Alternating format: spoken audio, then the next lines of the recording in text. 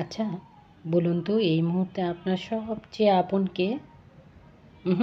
যা ভাবছেন তা নয়। এই মুহূর্তে আমার সবচেয়ে আপন হলো এক টুকরো ঝলমলে রোদ। এই যে দেখুন, রবিবার দিন সকালবেলা প্রায় 8:30 বাজে। এই সময় এই রোদটুকু ঝলমল করছিল। মাশাআল্লাহ! কুয়াশা ভরা শীতের শেষে এই সকালবেলাটা এত সুন্দর সোনালি রোদ উঠেছিল, দেখে মনে হচ্ছিল এ সোনার চেয়েও দামি। আমার কাছে কিন্তু তখন তাই মনে হয়েছিল। এই যে আমি আমার গাছগুলোকে নিয়ে বারান্দাতে চলে এসেছি। আসলে এই বারান্দাতে বেশি একটা গাছ দিই না। এই বারান্দার দুটো পাশের একটা পাশে আমি একটু কাপড় নেড়ে দেই, আরেকটা পাশে আমি পাখিদের জন্য জায়গা রেখে দিয়েছি। কারণ ওদের কাছ থেকে একটা সাইডই আমি ভাড়া পেয়েছি, আর একটা সাইড ওরা কোনোভাবেই আমাকে ভাড়া দিতে রাজি নয়। এদের আবার আসার নির্দিষ্ট একটা টাইমও আছে। এরা 10:30 11টার দিকে এসে এখানে বসে, খাবার দাবার খেয়ে সুন্দর করে কিচিরমিচির করে কত গল্প শোনায়, তারপর আবার চলে যায়। আমি তো এখন 8:30 বাজে, তাই ওদের আসার আগেই আমি চলে এসেছি আমার এই গাছগুলোকে একটু গোসল করাবো। এই শীতে তো ওদেরকে আমি অনেক দিন গোসল করাতে পারিনি, আর আমার গাছগুলোকে ধুলোবালিরা নিজেদের বসতভিটা বানিয়ে ফেলেছে। তাই তো এদেরকে আমি গোসল করিয়ে সুন্দর করে পরিষ্কার করে নিচ্ছি। এই যে কচু পাতা গাছটার আরও বেশ নতুন নতুন পাতা গজিয়েছে। পুরনো কিছু পাতা ছিল, সেগুলোকেও আমি কেটে দিয়েছি, যেটা আমি আসলে ক্যামেরা বন্দি করিনি। কচু পাতায় পানি টলমল করে, কিন্তু এই কচু পাতার পানিগুলো কিন্তু টলমল ঝলমল করছে, পড়ে যাচ্ছে না। আমি জানতাম কচু পাতায় পানি থাকে না, এ তো রয়ে যাচ্ছে।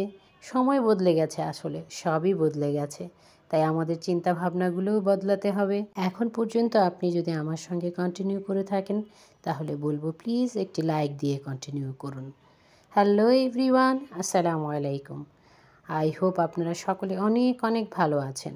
দেশে এবং বিদেশে, কাছে এবং দূরে, ছোট এবং বড়, যে যেখান থেকে আমার এই ব্লগটি দেখছেন, আশা করছি অনেক অনেক ভালো আছেন, সুস্থ আছেন, শীতকে উপভোগ করছেন। খেজুর গুড়ের পিঠে পুলি পায়েস আর বারবিকিউ সবই আছে। এই যে আমরা বদলেছি, একটা সময় কিন্তু বারবিকিউ আমাদের জীবনে ছিল না। ধীরে ধীরে শীতকালে এই বারবিকিউ কিন্তু আমাদের জীবনে এমন অংশ হয়ে উঠেছে, যাকে আমরা চাইলেও বাদ দিতে পারি না। সন্ধ্যায় হালকা চা বিস্কিট কিন্তু আমরা নাস্তা করে নিয়েছি। আমি তো বকবক করেই যাচ্ছি। আমাদের গল্প গাথা থেকে আমি রুবা আমার সকল বন্ধুদেরকে ওয়েলকাম করছি আমার আজকের ছোট্ট একটা ব্লগে। নিশ্চয়ই আপনারা আমার সঙ্গে এতক্ষণ ছিলেন, আর যারা নতুন আসছেন, নতুন দেখবেন, থাকবেন, তাদের সকলের প্রতি রিকোয়েস্ট রইল প্লিজ একটি লাইক দিয়ে কন্টিনিউ করুন। আপনার একটি লাইক একটি শেয়ারের কাজ করবে। এই রকম লাইফস্টাইল ব্লগ পছন্দ করে এমন অনেক প্রিয় আপু ও ভাইয়াদের কাছে আমার এই ব্লগটিকে পৌঁছে যেতে সাহায্য করবে। এদিক থেকে আমি সন্ধ্যায় নিচে গিয়েছিলাম, তখন কিছু সবজি এবং হালকা পাতলা শুকনো বাজার করে নিয়ে এসেছিলাম, সেগুলোকেই গুছিয়ে নিচ্ছি। আসলে কি করব, শীতকালে এত সবজি চারপাশে থাকে, কিছু জিনিস প্রয়োজন না হলেও মনে হয় নিয়ে নিই। এই যে পেঁয়াজকলি, এত কিন্তু আমার দরকার ছিল না, এক আটি আনলেই হতো। কিন্তু এদের দিকে তাকাতেই মনের মধ্যে নানান রকম প্রেমের দৃশ্য ভেসে উঠল। দৃশ্য শুধু আমার চোখের সামনে নয়, আমাদের অনেক গৃহিণীরাই আছেন যারা ফুলকপি পাতাকপির এমন দৃশ্য সবসময়ই দেখে থাকেন। আর এই দৃশ্য কেবল শীতকালেই দেখতে পাওয়া যায়। এরা যেমন দামে সস্তা, মানে ভালো, পুষ্টিগুণ সমৃদ্ধ। এদেরকে দিয়ে যা তৈরি করবেন, তাতেই যেন এরা শক্তিশালী এক পরিবার তৈরি করবে, যেখানে ভালোবাসার কোনো অভাব হবে না। ফুলকপি পাতাকপি আর পেঁয়াজকলির ট্রায়াঙ্গেল প্রেমের সংসারে বেগুনটা আমার কাছে বড় বেমানান লাগে। ওই হতচ্ছাড়া বেগুনকে আমি আলাদা করে ফ্রাই করেই খাবো, সেজন্য ওদেরকে আলাদা পেছনে রেখে দিয়েছি। যাই হোক, আমি তো গল্প করতে করতে আমি অনেক দূর চলে এসেছি। এইবার একটু এদের কাছে চলে যাই। বাহ, দারুণ লাগছে কিন্তু এদেরকে। আপনি যদি আজকে আমার এই পরিবারে প্রথম হয়ে থাকেন, তাহলে বলবো প্লিজ একটি লাইক দিয়ে সাবস্ক্রাইব করে বেল বাটনটি অন করে রাখুন, আমার সঙ্গে কন্টিনিউ করুন। কথা দিচ্ছি খারাপ লাগবে না, আর যদি খারাপ লেগেও যায়, তারপরেও কমেন্ট বক্স কিন্তু খোলা আছে। আপনি ছোট্ট একটা কমেন্টস করে আমাকে জানিয়ে দেবেন, আমি তো সাথে ছিলাম কিন্তু আমার দেখতে ভালো লাগেনি। কেন ভালো লাগেনি সেটাও আমাকে বলে দিবেন, আমি সংশোধন করে নিয়ে আপনার ভালো লাগার জন্য নতুন নতুন টিপস জোগাড় করে নিব। আশা করছি আপনাকে আমি সন্তুষ্ট করতে পারবো। আসলে নিজের উপর ভরসা এবং আপনাদের প্রতি বিশ্বাস, এ দুটো নিয়েই ইউটিউবে পথ চলা। আর চলতে চলতে আলহামদুলিল্লাহ 0 থেকে আজ এই পর্যন্ত এসে দাঁড়িয়েছি। গাড়ি চালাতে যেমন ফুয়েলের প্রয়োজন হয়, অন্ধকার দূর করতে যেমন আলোর দরকার হয়, ঠিক তেমনি আমার 0 থেকে এই পর্যন্ত আসতে যারা আমার পেছনে অবদান রেখেছেন তারা হলো আমার সেই সকল বন্ধু যারা না দেখে আমাকে প্রতিনিয়ত সুন্দর সুন্দর কমেন্টস করে, সাবস্ক্রাইব করে, শেয়ার করে, লাইক দিয়ে প্রতিনিয়ত আমার চলার পথকে সহজ এবং মসৃণ করে দিয়েছেন এবং দিচ্ছেন। সেই সকল বন্ধুদের জন্য রইল অনেক দোয়া ও ভালোবাসা। আমি তো বকবক করেই যাচ্ছি। এদিক দিয়ে আমি সকালবেলা উঠে কিন্তু সবজি নুডলস রান্না করে নিয়েছি। না এতগুলো নুডলস কিন্তু আমি একা খাইনি। আমি আর আমার বড় বাপজান দুজনে মিলেই নুডলসটা দিয়ে নাস্তা সেরে নিয়েছি। সুন্দর সুন্দর কমেন্টস পড়তে আমার ভীষণ ভালো লাগে। সোনা আপু, টুনটুনি, প্রিয় আপু, ময়না পাখি, কত কথা যে আমার আপুরা বলে, সবগুলোই একদম হৃদয় থেকে আসা, হৃদয়ে গিয়ে বসে। তাই তো তাদেরকে ভোলা যায় না। সুন্দর করে আমি সবগুলোরই রিপ্লাই দিই।